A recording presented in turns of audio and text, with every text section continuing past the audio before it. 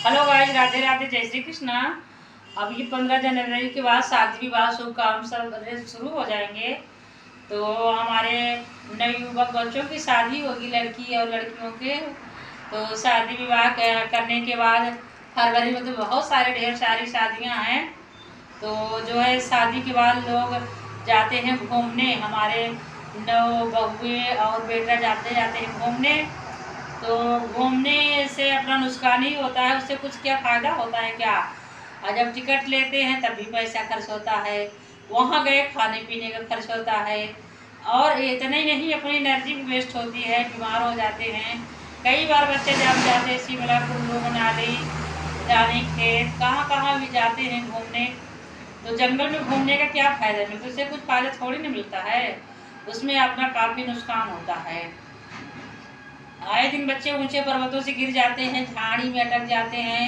कई बार बच्चे वहाँ पे जो है इतना ज़्यादा बर्फ रहता है कि बर्फ में गिर जाते हैं, तो बर्फ से दब जाते हैं, मर भी जाते हैं। कई बार तो औरतें ही मरवा के चली जाती हैं। अभी 2-3 मामले ऐसे ही आए थे कि औरतें गई घूमने और अपने पति को ही मरवा के चली आई। तो ये घूमने वाला जो दौर है बड़ा ट्रेंडिंग पे चल रहा है कि शादी के बाद बच्चे कहीं ना कहीं घूमने चले जाते हैं। अरे काहे घूमने जा रहे हो? चारों धाम तो अपने माता पिता के चरणों में है। चारों धाम अपने माता पिता के चरणों में है। माता पिता की सेवा करे, सबसे तीर्थ मतलब चारों धाम हो गया। तो यदि बहुत जाने का शौक है तो अपने इष्ट देवता, जिसके यहाँ जो पूजे जाते हैं देवता, अपने इष्ट देव के मंदिर जाइए, अपने बड़ों से चरण स्पर्श करिए, प्रणाम लीजिए करिए, उनसे आशीर्वाद लीजिए। अपने इष्ट देवता को जो है आप प्रणाम करिए। घूमने का तात्पर्य होता था कि हम अच्छे जगह पे, अच्छे परिवेश में, अच्छे संस्कार में घूमने जाएंगे। तो जो घूमने के बाद जब आते हैं तो हमारे वंश में जो बच्चे होते हैं, वंश वृद्धि होती है, तो उसका असर बच्चों में जाता था। इसलिए पहले के राजा राजवाड़ा में घूमने का वो प्रथा बनाया था। ये नहीं कि जाइए जंगल में, पर्वत में और वहाँ पे अपने पति पत्नी दोनों, कई बार तो तलाक हो जाता है, कई बार एक दूसरे को मारते हैं, पीटते हैं। ये सब नौबत न आए, इसलिए हम तो मना करते हैं कि जो आपको इष्ट देवता हों वहाँ मंदिर जाइए, प्रणाम करिए, फिर अपने घर में अपने माता पिता के साथ, अपने बड़ों के साथ अपना जो है शादी का महोत्सव मनाइए, कहीं जंगल में जा कर के नहीं। हमारी बिटिया भी थी, हमारी बिटिया की शादी हुई है।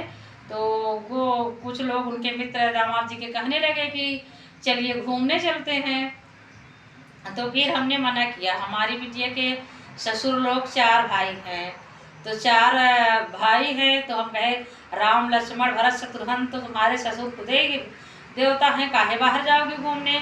तो तुम्हारी 4 सासुएं हैं, 4 माता हैं, कौशल्या, कैकेयी, सुमित्रा, सभी माताएं हैं। तो अपने चारों, तुम्हारा तो और जो है पूरा राम राज्य ही है तुम्हारे घर में। तो और उसके बाबा जी का नाम भी था रघुनाथ। तो हम कहे तुम्हारे बाबा जी का नाम ही है, दादी भी हैं घर में, बाबा जी हैं, पूरा परिवार हरा भरा है, तुम्हारे देवर भी हैं, जेठौत भी हैं, नंद भी हैं, दादी बाबा हैं, चाचा चाची हैं, दादा बड़ी मम्मी हैं। तो यही सब मिल करके तुम्हारा चारों तीर्थ, चारों धाम यही है तुम्हारे घर में, तुम्हें कहीं जाने की आवश्यकता नहीं है। और तुम्हारे सासुएं हैं, ससुर हैं, इतना प्यार करते हैं, तो चारों तीर्थ तुम्हारे घर में है। हमने समझाया अपने बच्ची को कि अपने घर में रहिए, तुम्हारे सास ससुर जो हैं वही तुम्हारे देवता हैं, वही घर तुम्हारा मंदिर है, वही स्वर्ग है, वही पति तुम्हारे परमेश्वर हैं। पति के सिवा किसी और को देखना क्या देखेंगे।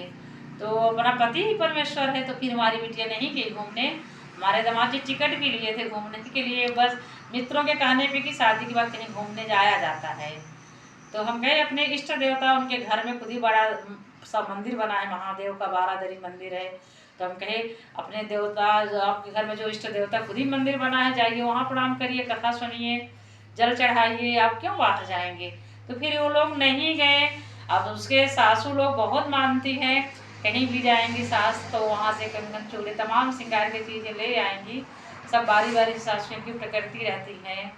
तो चारों धाम, चारों तीर्थ तो अपने घर में है, कहीं बाहर घूमना ये पागलपंथी है।